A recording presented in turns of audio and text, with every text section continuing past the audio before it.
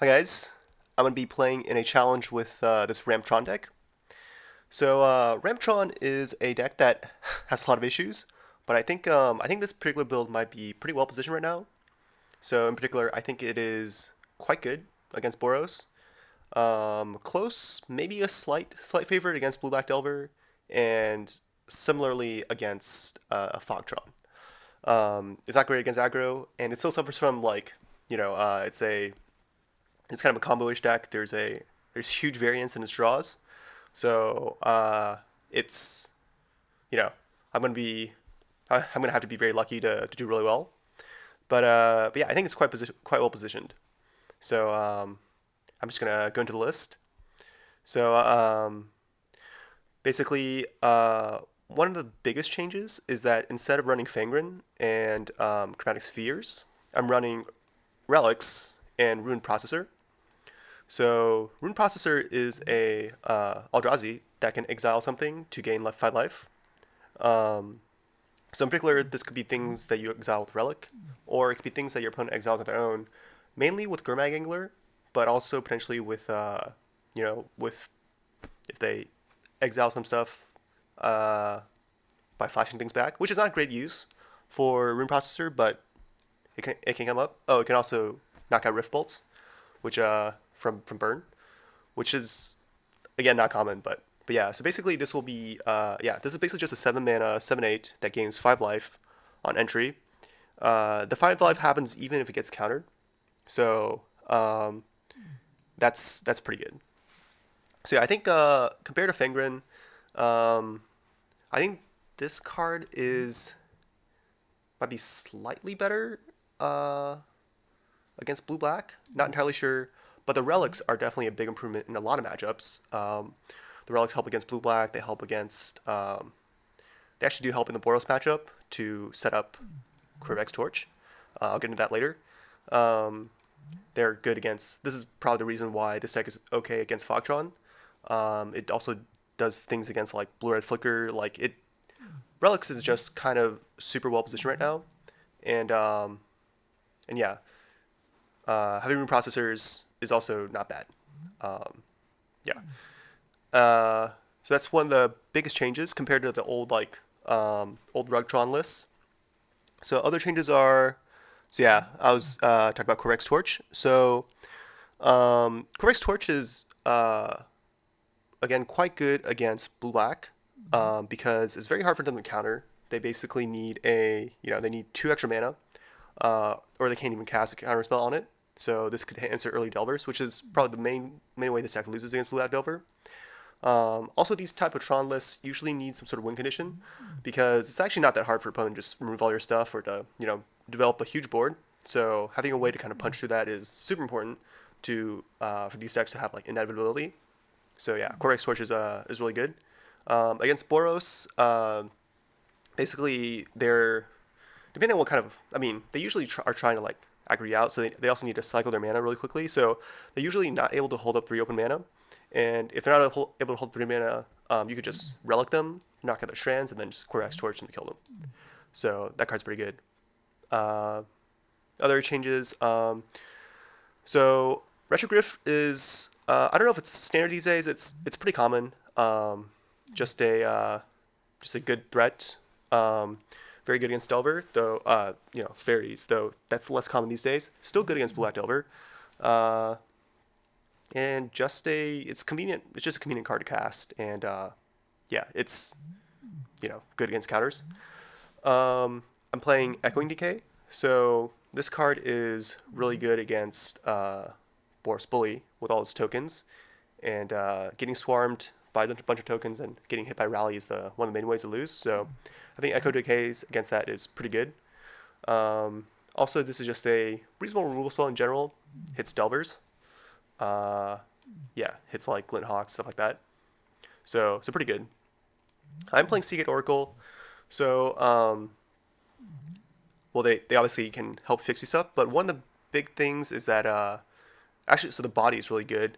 Many of the games go pretty long, so like Seagate Oracle is going to be blocking Thrabins or Augurs for like 5 turns, so that's just 5 life right there, and then you can just chump Gurmag or take an Edict. And also the 3 mana cost is actually pretty important because this deck, like frequently you'll want to drop down 2 blockers, but if you only play like Mold Drifters and these big creatures, it's gonna be hard to like play double spell in the same turn. So having one that's only cost 3 mana is actually pretty good. To fix my mana, I'm running the usual, four maps, 4 stirrings. 4 stirrings is really good. This card binds basically everything in the deck. And Impulse as a 5th stirring. Though Impulse is worse. It's probably the weakest card in the deck. But yeah, still, I think you still want more stirring effects. Yeah, Prophet Prism and some stars for fixing. I think stars are better than signets. I still have 1 signet, but I think this deck doesn't need that much colored mana. I think in Fogtron you want the signets because they're going to be consistently want to be using colored mana, whereas this deck it's not that important to have a whole lot of colored mana. And this deck also doesn't need that much mana. Like with Fogs and Flickers, you kind of want to all the mana. Basically, Flicker scales really well, so all the mana basically just lets you do extra, even more things. So this deck isn't quite like that. So I'm only playing 1 signet. I think with 1 signet, I found signets like the first one is always decent, but the second one is like usually really bad. So there's like really strong diminishing returns. So I'm only playing 1 signet. The color I'm choosing is red. Well, obviously it needs to be blue for Seagates and Mold Drifters. I choose a second color for red mainly because of sideboard cards, like Earth Rift and which I'll get into later, and like a lot of these sideboard cards are red. So yeah, I'm playing the Izzet Signet. And then for my mana base, 12 Tron lands obviously, and I'm playing the 5 filtering lands. So playing filtering lands over anything else because so first of all, I think it's really important to not have your land come into play tapped, because frequently the way these decks like this work is that you'll get the 3 Tron lands into play, and then you need your your colored source to come into play untapped no matter what. And so that's kind of what these filtering lands do. And you also want them to, I'm playing all sorts of colors, so it's kind of important for them to be fully 5 colors. So I think, yeah, that's why I'm playing only the filtering lands. I think usually these lists, they usually have like 19 lands, or as low as 18 or stuff like that. I'm playing 21, so a bit higher than what Ramtron usually plays. But I kind of like my early game.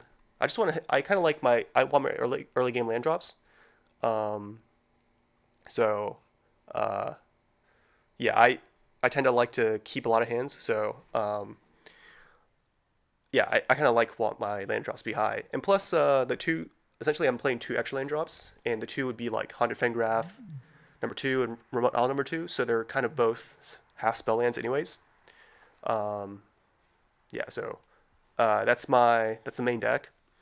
In the sideboard, I have Earth Rifts. These are good against Tron.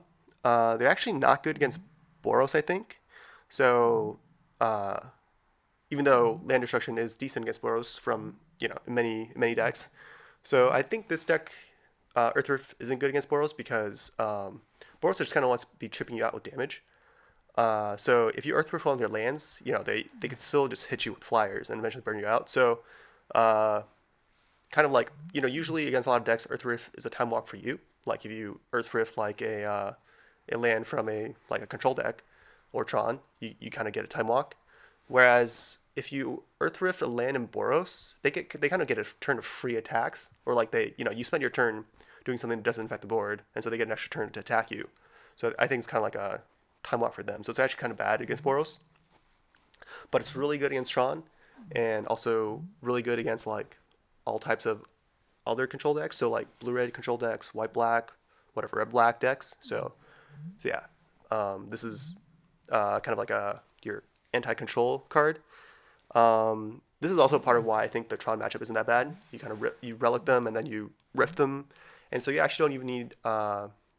So basically, relic beats everything from those Flicker Trons except for capsize. Game 1, you just kind of have to pray that things don't work out for them, I guess, or that relic is enough. Not all Tron lists even play capsize, but post board, you can actually just hope to like knock them off Tron enough to not worry about capsize in another way. I'm playing 2 Pyros. These are actually not really against control decks. These are mainly against Delver decks and fairies. They're against blue-black. I just kind of want things to kill Delver early, and they're also not bad against like you know you can counter foil, though that's I guess that comes up, but mainly Delver. That's the scary card, and against fairies, Ninja is super scary. Oh yeah, I guess I should mention that fairy decks are kind of bad matchups. I think